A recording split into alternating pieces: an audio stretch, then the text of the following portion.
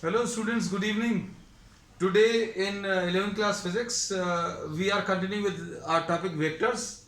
Vectors में आज अभी हम लोग कुछ problems करेंगे. In the last class we had discussed about the analytical method of calculating the resultant. Resultant अगर आपको दो vectors का निकालना है A and B, if A and B are the magnitudes of the two vectors, then the resultant is calculated by the formula R is equal to under root of a square plus b square plus 2ab cos theta. This was the formula. तो theta इसमें क्या था? Theta was the angle between a and b. तो अब हम लोग start करेंगे. We are starting with the last question and we'll be moving on towards the first. अब लास्ट क्वेश्चन में कैसा दिया हुआ है देखो. If two forces whose magnitudes are in the ratio of 3:5, तो A और B का रेशियो बच्चों दिया है 3:5, तो A can be assumed as what 3x and B can be assumed as what 5x. A को अभी हम लोगों ने 3x ले लिया और B को 5x ले लिया और रिजल्टेंट इसका कितना दिया बच्चों? Resultant is 28. So you can apply the formula. Formula क्या है? R is equal to under root of a square plus b square plus 2ab cos theta. अब इसमें एक चीज और दी हुई है, थीटा की वैल्यू 60 डिग्रीज. अब प्रॉब्लम में इन्होंने दिया हुआ था two forces whose magnitudes are in the ratio of 3:5. Magnitudes का रेशियो दिया है तो a/b 3/5 ले लिया. तो ये मैथमेटिकली फैक्ट अभी हम लोग मालूम है that if two quantities are given, if the ratio of two quantities are given, then these can be assumed as 3x and 5x. मतलब अभी आप किसी वेरिएबल से मल्टीप्लाई करके अभी आप इसको 3x एंड 5x लिख लीजिए, क्योंकि ये कैंसिल करके 3 और 5 ही देगा. सो A is 3x, B is 5x, and the resultant is 28, and the angle between these two is 60 degrees. तो अब इसमें वैल्यूज अगर आप सब्स्टिट्यूट करेंगे तो कितना आ जाएगा? R की value 28 square will be equal to what? Under root of A square मतलब 3x का स्क्वायर प्लस B स्क्वायर यानी 5x का स्क्वायर और plus 2ab 2 into 3x into 5x into cos theta. अब cos थीटा बच्चों इसमें कितना है? cos थीटा इज cos 60 है ना. तो अब हम लोग इसको कैसा लिखेंगे देखना ध्यान से. 28 का स्क्वायर, ये 28 का स्क्वायर नहीं लिख रहे, 28 है, सॉरी. Resultant is 28. अब स्क्वायर कर दें इसको. स्क्वायर इसलिए कर दें क्योंकि स्क्वायर करने पर ये स्क्वायर रूट हट जाएगा. तो ये कितना आ जाएगा? 9x square plus 25x square plus, अब ये क्वांटिटीज मल्टीप्लाई होंगी बच्चों तो कितना आ जाएगा? 2 3 6 और 6 5 30, तो ये 30x square. So this becomes 30x square into cos 60 की value is what? 1/2. So we have substituted all the values and we have simplified. Square कर दिया. अब इसको सिंप्लीफाई कर लो. 28 का स्क्वायर बच्चों सॉल्व कर सकते हैं. इसमें ये आ जाएगा कितना? 28 square is equal to 9x square plus 25x square. 9x square plus 25x square. ये कितना आ जाएगा? 9 plus 25 will be 34. 34x square और यहां पर ये कैंसिल होगा 15 है ना. तो ये आ जाएगा 34x square plus 15x square. तो अब इसमें अभी हम लोग क्या बोलेंगे? 28 square is equal to 34x square plus 15x square 49x square आ जाएगा है ना. तो इससे x स्क्वायर की वैल्यू 28 स्क्वायर अपॉन 7 स्क्वायर आ जाएगा. इससे x की वैल्यू बच्चों मिल जाएगी. x विल बी 49 को भी हम लोग ने 7 स्क्वायर लिख दिया. So x will be equal to 28 divided by 7 यानी 4 आ गया. तो x की वैल्यू 4 आ गई ना. अब x की वैल्यू 4 आ गई तो अब आपको पूछा क्या था? If two forces whose magnitudes are in the ratio of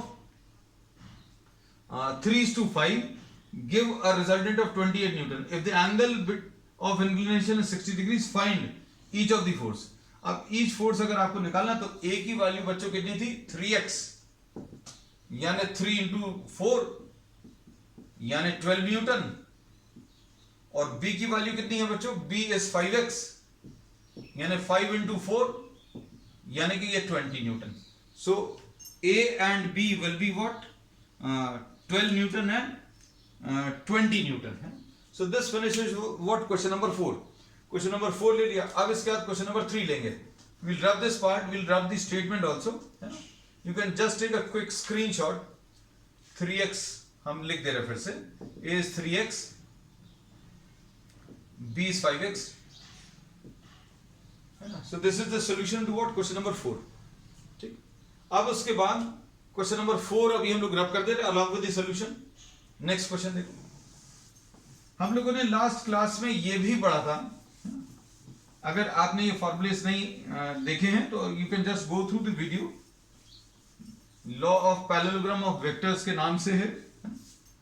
if maximum and minimum magnitude of resultant of two vectors are 17 and 7, if these two vectors are act at right angles, then the resultant is। अब देखो इसमें ये चीज अच्छे से समझना कि r की वैल्यू कितनी है, under root of a square plus B square plus 2ab cos theta है ना। तो इसमें अभी हम लोगों ने ये बता दिया था कि मैक्सिमम रिजल्टेंट r मैक्सिमम की value under root of a square plus B square plus 2ab है ना। r मैक्सिमम की वैल्यू ये कब होगा, जब थीटा की वैल्यू 0 है ना। तो ये अभी हम लोगों ने बता दिया था that if two vectors are acting along the same direction A और बी, अगर दोनों एक ही डायरेक्शन में, तो रिजल्टेंट इनका मैक्सिमम आएगा। This we have discussed. हम सिर्फ रिवाइज वर करा रहे हैं, मतलब अगर हम डायरेक्टली भी ले लें तो हमारे ख्याल से आपको दिक्कत नहीं होनी चाहिए, because we have discussed this fact. तो R maximum, but since we will be using this fact in many of the problems today, इसलिए लिख लिया। तो मैक्सिमम रिजल्टेंट इज बच्चों a प्लस बी। इसी टाइप से मिनिमम रिजल्टेंट अगर आपको निकालना, तो minimum resultant is obtained when theta is equal to 180 degrees. Theta की वैल्यू 180 का मतलब क्या है, a इस डायरेक्शन में, b ऑपोजिट डायरेक्शन में। थीटा 180 कब होगा, one of the vectors acting along this direction, the second vector acting in opposite direction. तो थीटा की वैल्यू 180 डिग्रीज। और थीटा की वैल्यू 180 डिग्रीज मतलब r की वैल्यू कितना आ जाएगा, root of a square plus B square plus 2ab cos 180। cos 180 की वैल्यू बच्चों -1 होती है, दिस वी हैव डिस्कस्ड, है ना। तो ये -1 आ जाएगा, तो ये a माइनस बी आ जाएगा। So here we say that the minimum resultant. तो ये जो फैक्ट अभी हम लोग यूज करेंगे पिछली क्लास का, वो अभी हमने आपको रिवाइज कर दिया। थोड़ा सा फास्ट लिया है इसलिए क्योंकि we have already discuss this point, ठीक है। तो अभी हम लोगों को r मैक्सिमम मालूम है, r maximum a plus b है और r minimum a minus b है। अब देखो क्वेश्चन को पढ़ो। If the maximum and minimum magnitude of resultant of two vectors are, अब r मैक्सिमम दिया है बच्चों, r मैक्सिमम 17 दिया है ना, r मैक्सिमम 17 और ये r मैक्सिमम मतलब a प्लस बी, है ना। और उसके बाद r मिनिमम दिया है, r मिनिमम कितना है बच्चों, 7 है। मिनिमम रिजल्टेंट कितना होता है, ये a माइनस बी। बस अब इन्होंने क्या बोला, ये जो दो वेक्टर्स है, if maximum and minimum magnitude of resultant of two vectors, ये दो वेक्टर्स जो अभी हमने लिए हैं वो कौन से हैं, a एंड b। ये जो दो वेक्टर्स लिए हैं वो अभी हम लोगों ने कौन से लिए हैं, a एंड b, है ना। तो अब इन्होंने क्या बोला लास्ट में, if these two vectors act at right angles, these two vectors मतलब a and b, if these are at 90 degrees, तो रिजल्टेंट क्या आएगा वो निकालना है। तो देखो तीनों जो स्पेशल केस अभी हम लोग डिस्कस किए थे पैरेललोग्राम में, वो सारे यूज हो गए। r मैक्सिमम यूज हो गया, r मिनिमम यूज हो गया, थीटा इज इक्वल टू 90 आपको निकालना है। तीन ही केसेस डिस्कस किए थे अभी हम लोगों ने। तो अब आप इसको सिंपल तरीके से सॉल्व कर सकते हैं। इसको अगर आप ऐड करें तो बच्चों कितना आ जाएगा, b और b कैंसिल होगा, तो 2a इज इक्वल टू 24, मतलब a की वैल्यू 12 आ गई। अब a की वैल्यू बच्चों 12 अगर आ गई, और अगला इसके बाद b, a की वैल्यू 12 अगर आप इसमें रख दो तो 17 is equal to a plus b है, तो 12 प्लस b, तो b की वैल्यू बच्चों 5 आ गई। तो a की वैल्यू 12 है और b की वैल्यू 5 है। अब हम लोग क्या कह सकते हैं, देखना ध्यान से, a 12 है और b की वैल्यू 5 है। Now what can you do, you have to take theta is equal to 90 degrees. मतलब अगर आपने ये 12 न्यूटन ले लिया, ठीक है, 12 न्यूटन या जो भी वेक्टर है ना, 12 यूनिट्स लिख सकते हैं, 12 यूनिट्स, और दूसरा जो है b, ये कितना 5 यूनिट्स ले लिया, और इन दोनों के बीच में 90 डिग्रीज, क्योंकि इन्होंने अब बोला है find out the resultant of these two vectors.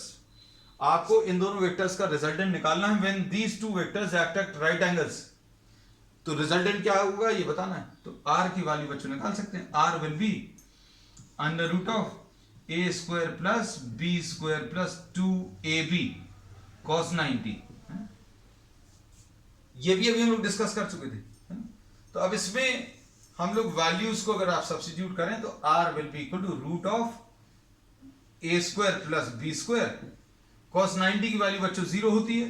cos 90 is 0। cos 90 अगर 0 है तो ये under root of a square plus b square. और a कितना है? a 12 है और b कितना 5। तो 12 स्क्वायर प्लस 5 स्क्वायर यानी under root of 144 plus 25 which will be root 169। ये 13 आ गया।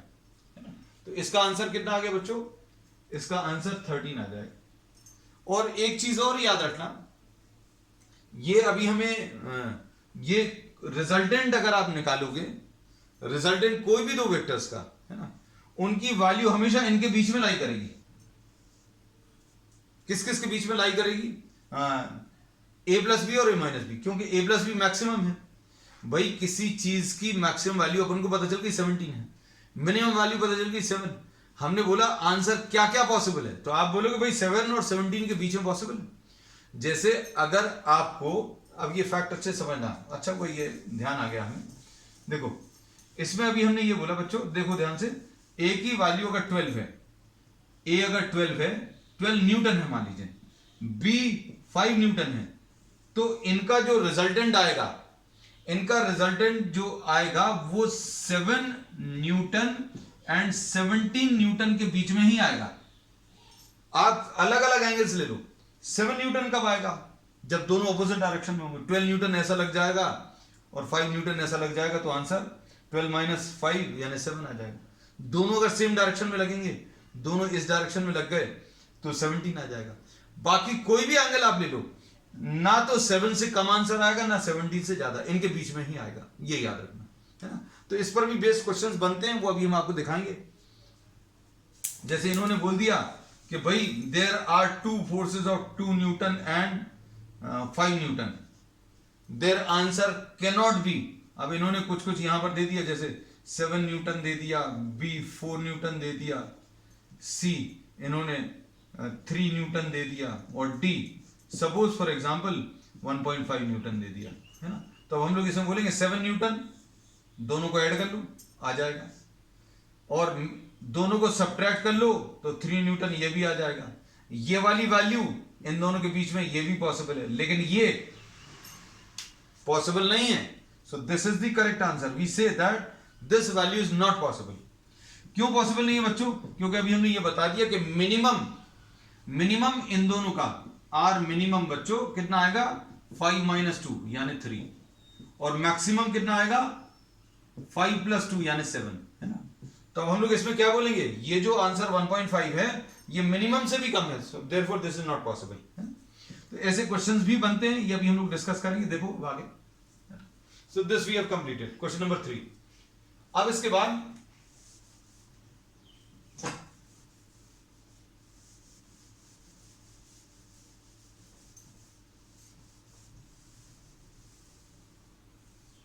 the maximum and minimum magnitudes of resultant. The maximum and minimum magnitude, question number 2.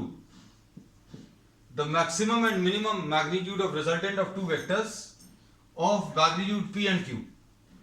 अब r maximum और r minimum का रेशो दिया हुआ है बच्चों 3/1। देखो ध्यान से, r maximum और r minimum का रेशो दिया है 3/1। अब इसमें r मैक्सिमम कैसे मिलेगा? r मैक्सिमम होता कैसे? अच्छा, ये वेक्टर्स p प्लस क्यू और p एंड q है, तो r मैक्सिमम बच्चों कितना आएगा? p प्लस क्यू, और r मिनिमम कितना आ जाएगा? ये p माइनस क्यू। और निकालना क्या आपको? p अपॉन क्यू निकालना। क्वेश्चन देखने में टफ था, बहुत इजी। कैसा करेंगे? अब इसमें अभी हम लोग ये बोलेंगे, इसमें r मैक्सिमम की जगह p प्लस क्यू लिख लिया, r मिनिमम की जगह p माइनस क्यू लिख लिया, और 3/1। अब इसको क्रॉस मल्टीप्लाई करो,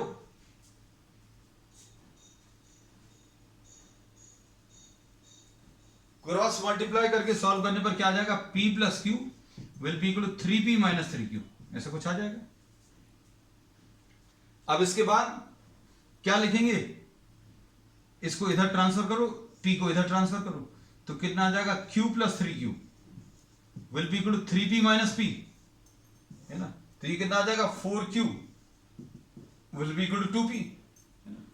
अब क्या पूछा इसमें,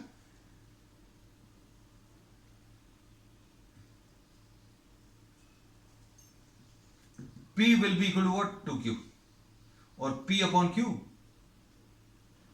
ये 2 कैंसिल होगा बच्चों, तो p upon q will be equal to 2 upon 1। तो यही निकालना था आपको, p upon q is 2 upon 1।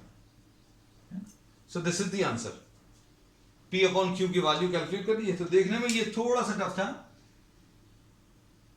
अब नेक्स्ट,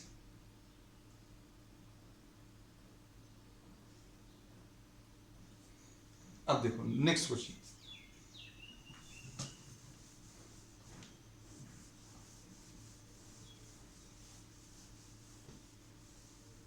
इसको रख कर दे रहे हैं।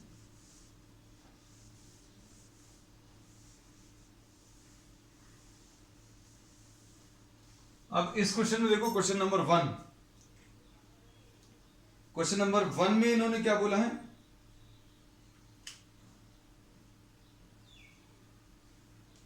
If magnitude of a plus b, magnitude of a plus b is equal to magnitude of a plus magnitude of b।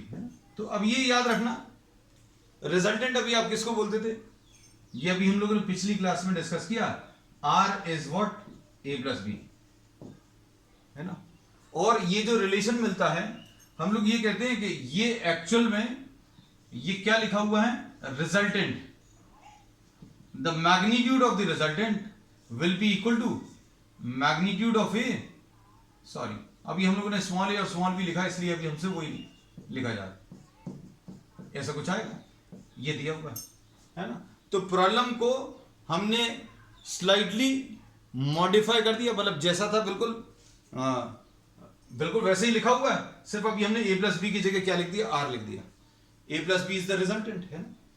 अब देखो r का तो फॉर्मूला अभी हम लोग मालूम है, अब ये मैग्नीट्यूड ऑफ r अभी हम लोग बार बार नहीं लिखेंगे, मैग्नीट्यूड ऑफ r को अभी हम लोग r लिख दे रहे हैं, तो this notation will be useful, मतलब useful in the terms, it will be saving lot of time, इसको r लिख देंगे। मैग्नीट्यूड ऑफ a को बच्चों ये बार बार अभी हम लोग नहीं लिखेंगे, इसको अभी हम लोग a लिख देंगे। मैग्नीट्यूड ऑफ b, इसको अभी हम लोग b लिख सकते हैं। So if you try to simplify, then this is what actually r is what, a plus b. तो अब आपको ये बात अगर समझ में आती हो, तो ये अभी हम लोगों ने पहले भी बताया हुआ है, we have discussed about this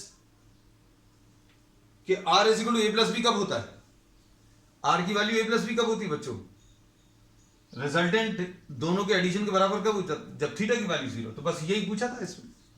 तो आप क्वेश्चन को देखकर, कई बार क्वेश्चन के प्रेजेंटेशन को देखकर डर लग जाता है कि ये पता नहीं क्या दिया हुआ, magnitude of a plus b is equal to magnitude of a plus magnitude of b।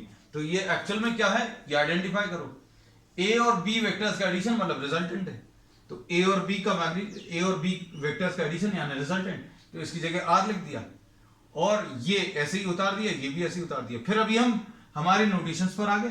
हमारे नोटेशंस कैसे हैं, मैग्नीट्यूड ऑफ r को अभी हम लोगों ने क्या लिख दिया, मैग्नीट्यूड ऑफ r को अभी हम लोगों ने क्या लिख दिया बच्चों, मैग्नीट्यूड ऑफ r को r लिख दिया, मैग्नीट्यूड ऑफ r को r लिख दिया, मैग्नीट्यूड ऑफ a को a लिख दिया। अब देखो, अगर किसी को इसमें भी सॉल्व करने का ऐसा लगे कि हमें सॉल्व करके बताओ थीटा 0 कैसे आएगा, है ना, तो इसमें तो आंसर थीटा 0 आता है, लेकिन अभी किसी को अगर लग रहा है तो भाई इसका फॉर्मूला रख लो। इसका फॉर्मूला क्या है, a square plus B square plus 2ab,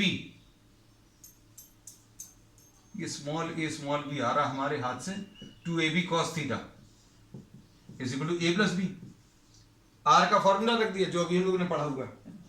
अब इसको कैसा लिखेंगे देखना ध्यान से, स्क्वायर कर लो, if this is, what happened बेटा,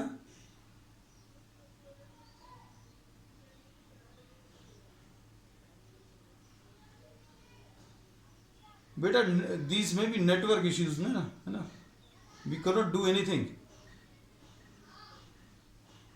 अब इसमें सपोज फॉर एग्जांपल ये A square plus B square plus 2ab cos theta, इसको अभी हम लोगों ने a प्लस बी ये ऐसे लिखा हुआ आर का फॉर्मूला रख दिया।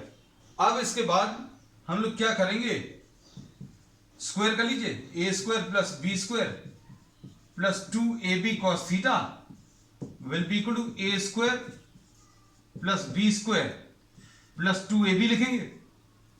अब इसमें A square plus B square जो है बच्चों कैंसिल हो जाएगा, है ना, तो क्या बचेगा इसमें 2ab cos theta.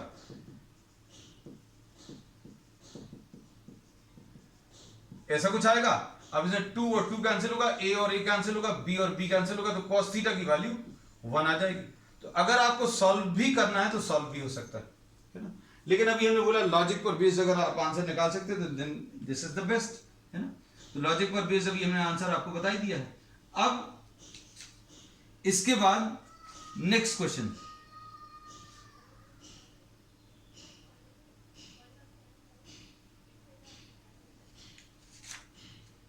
Next question देख लेना, ये बहुत इंपॉर्टेंट क्वेश्चन है।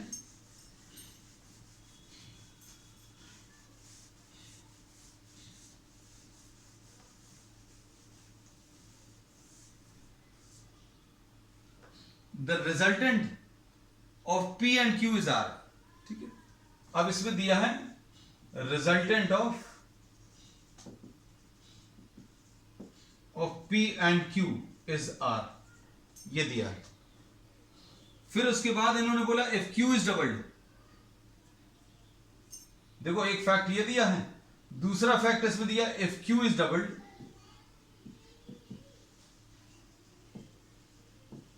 R is doubled, if Q is doubled then R is doubled, ठीक है। अब इसके बाद इन्होंने एक और दिया है if Q is reversed, Q को अगर आपने रिवर्स कर दिया, if Q is reversed then R is again doubled,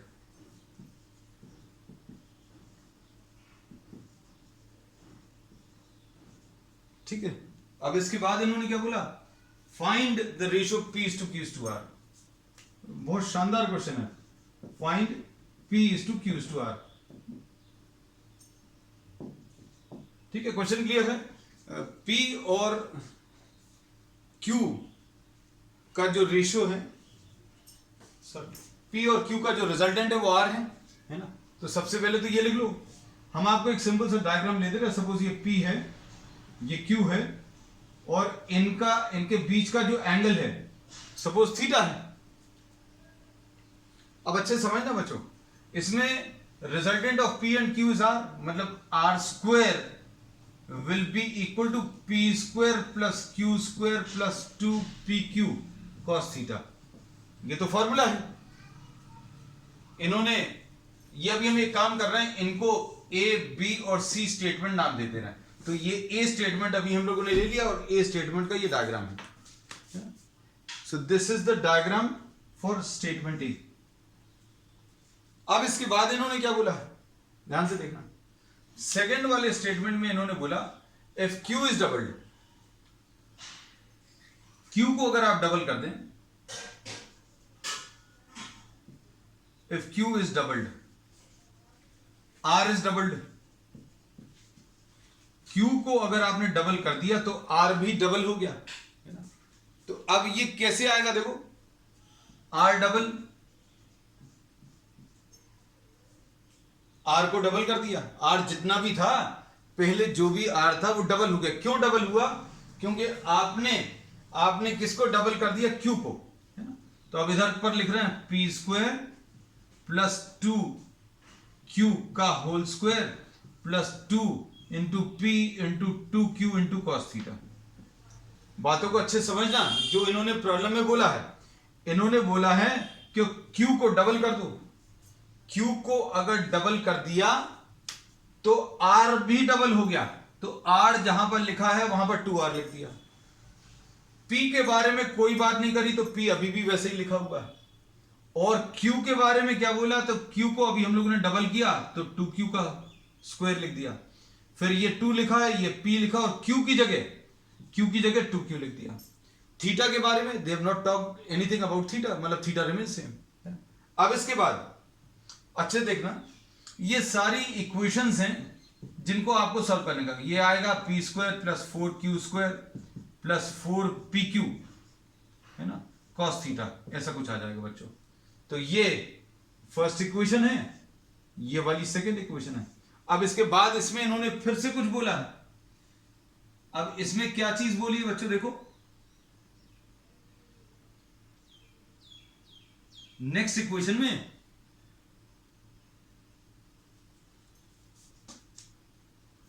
क्या बोला, if Q is reversed. Q को रिवर्स करने का मतलब क्या होता है, देखना ध्यान से, ये P है, देखना अच्छे से, ये P है, आपने Q को रिवर्स कर दिया तो क्या होगा, ये Q ऐसा कुछ था और Q और P के बीच में एंगल थीटा था। अब इसको हटाकर आपने ऑपोजिट डायरेक्शन में इसको लगा दिया, है ना। अगर इसको ऑपोजिट डायरेक्शन में लगा दिया मतलब क्या हो जाएगा, ये वाला एंगल, अब P और Q के बीच में ये वाला एंगल कितना आ जाएगा, 180 माइनस थीटा। आपको अगर ये P ऐसा कुछ दिया हुआ है, ध्यान से देखना, P ऐसा कुछ दिया है और Q ऐसा कुछ है, और इन्होंने बोला Q को रिवर्स कर दिया, P और Q के बीच में एंगल थीटा बना हुआ था, अब इन्होंने बोला Q को रिवर्स कर दिया। बच्चों का Q को रिवर्स कर दिया तो ये जो एंगल था P और Q के बीच में, वो अब थीटा तो नहीं बचेगा क्योंकि ये वाला फोर्स तो हट ही गया, अब ये वाला आ गया, तो ये एंगल ज्योमेट्रिकली बता सकते हैं कितना आ जाएगा, 180 माइनस थीटा।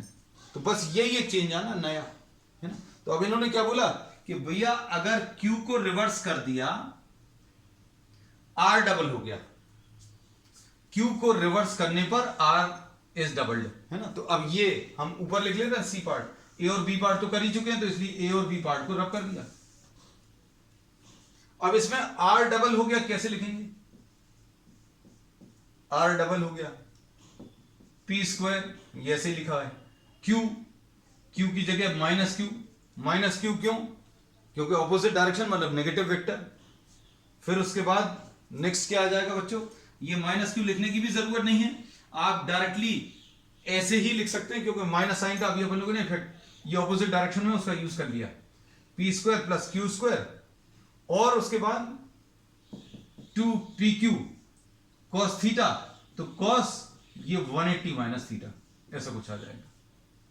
तो अब इसमें और कोई चेंज नहीं आएगा, तो ये कितना आ जाएगा बच्चों, 4R square is equal to P square plus Q square और cos 180 माइनस थीटा। ये मैथमेटिकल टूल्स नाम के एक चैप्टर में अभी हम लोगों ने इसके बारे में पढ़ा था, क्या कि cos 180 माइनस थीटा बच्चों, जैसे कुछ बच्चों को हो सकता है नहीं मालूम हो, तो cos 180 माइनस थीटा जो है बच्चों माइनस cos थीटा के बराबर होता है ना। इसमें फिजिक्स कुछ नहीं है, मैथमेटिक्स है। This will be studying once again in the subsequent classes also. तो माइनस 2PQ cos थीटा। अब इसमें 3 इक्वेशंस बन गई, कौन सी, एक ये वाली, दूसरी ये वाली और तीसरी ये वाली। पहली इक्वेशन क्या है, resultant of P and Q is R square is equal to P square plus Q square plus 2PQ cos theta. फिर क्या बोला, Q को डबल किया तो P स्क्वायर प्लस 2Q का whole square plus 2 into P into 2Q into cos theta, ऐसा कुछ आएगा। ये रब कर दे, नहीं तो कंफ्यूजन होगा इसको देखकर, है ना। तो ये कितना आ जाएगा, 4R square is equal to P square plus 4Q square plus 4PQ cos theta, ये सेकंड इक्वेशन। फिर उसके बाद इन्होंने बोला Q को रिवर्स कर दिया तो भी R डबल हो गया। Q को रिवर्स करने पर क्या इफेक्ट आया, Q को अगर आपने बच्चों रिवर्स कर दिया तो एंगल जो आ जाएगा P और Q के बीच में वो अब थीटा नहीं बचेगा, कितना आ जाएगा, 180 माइनस थीटा। तो ये यूज किया। अब इन 3 इक्वेशंस में से बच्चों ध्यान से सुनना, हम लोग क्या करने वाले हैं, अब इसमें से हम cos थीटा वाले टर्म्स हटाएंगे। cos थीटा वाले टर्म्स कैसे हटा सकते हैं, आप थोड़ा सा सोच कर देखो। फर्स्ट प्लस थर्ड कर दो, फर्स्ट प्लस थर्ड करोगे तो क्या आएगा, देखो इन दोनों को ऐड करोगे तो कितना आ जाएगा 5r²। ठीक, ये p² प्लस p² कितना आ गया 2p², कोई दिक्कत नहीं। q² प्लस q² कितना आ गया 2q²।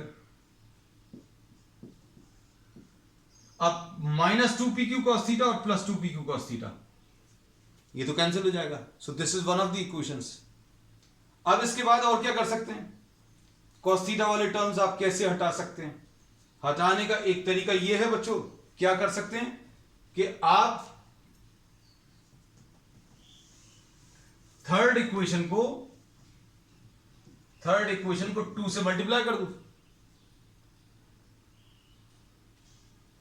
थर्ड इक्वेशन को 2 से मल्टीप्लाई कर दिया और उसमें सेकंड इक्वेशन ऐड कर दो।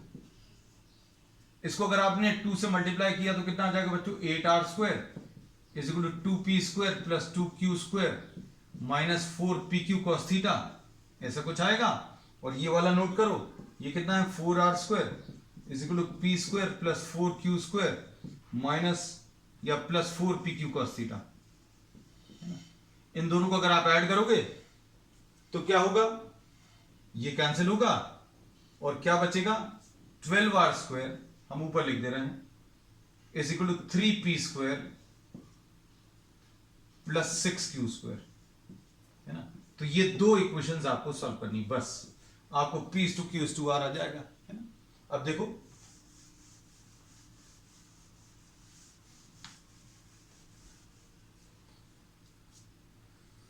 अब इनको सॉल्व करने के लिए और अभी हम लोग क्या कर सकते हैं बच्चों,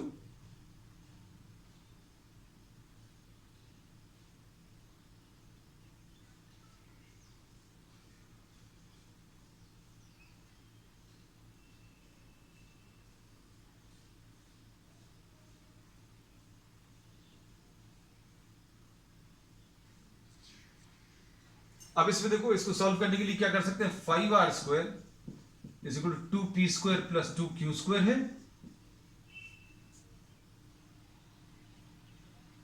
और इधर पर आप किससे डिवाइड कर सकते हो बच्चों, देखो आप इसको डिवाइड कर सकते हो 3 से। 3 से डिवाइड करोगे तो 4r² is equal to p² plus 2q²। तो ये दो इक्वेशंस आ गई। इस इक्वेशन को अभी हमने डिवाइडेड बाय 3 किया। अब दोनों को सब्ट्रैक्ट कर लो, दोनों को अगर आप सब्ट्रैक्ट करोगे तो कितना आएगा, p² will be equal to what, r² आ जाएगा।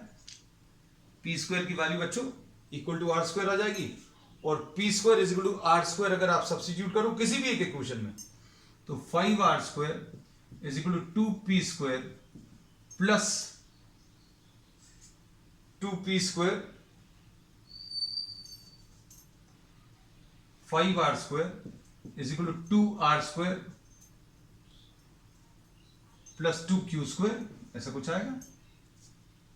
और इसको सिंप्लीफाई करने पर बच्चों कितना मिलेगा, 3r² is equal to 2q², यानी कि 2q² is equal to 3r², यानी q² will be equal to 3r² divided by 2। अब इससे देखो p जो है √r आ गया, q जो है r√3 अपॉन √2 आया। अब आपको सॉल्व क्या करना था, p is to q is to r। तो p कितना है, p कितना है बच्चों, p जो है r के बराबर है और q कितना है, r√3 अपॉन √2 के बराबर है और r को r लिख दो तो r पूरे में से कैंसिल हो जाएगा। तो आंसर इसका कितना आ जाएगा, 1 is to √3 by √2 is to 1, यानी कि √2 से अगर आप मल्टीप्लाई करोगे तो finally answer √2 is to √3 is to √2 आ जाएगा। So this will be the final answer. चलो, that's all for today. We will continue with many more such problems on the next time. That's all. अब ये